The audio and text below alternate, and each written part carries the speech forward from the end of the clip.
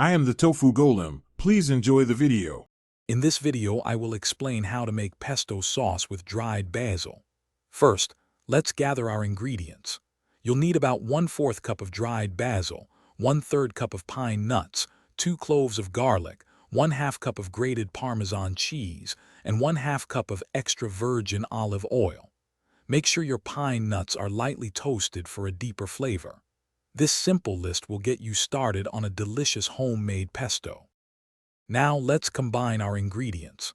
Place the dried basil, toasted pine nuts, and peeled garlic cloves into your food processor. Add the grated Parmesan cheese to this mixture.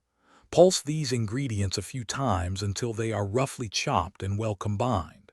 This initial step helps break down the solids and prepares them for a smooth blend.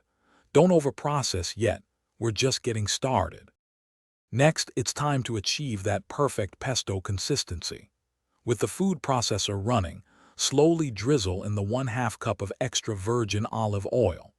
Continue blending until the mixture transforms into a smooth, vibrant green paste. If it seems too thick, add 1 to 2 tablespoons of water to reach your desired texture. Finally, season your pesto with salt and freshly ground black pepper to taste. Your delicious homemade pesto with dried basil is now ready to enjoy.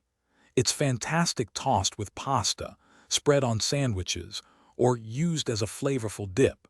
For storage, place any leftovers in an airtight container in the refrigerator. To keep it fresh and prevent browning, pour a thin layer of olive oil over the top. You can also freeze it in ice cube trays for longer-term use. Thanks for watching. Consider subscribing if we helped you today.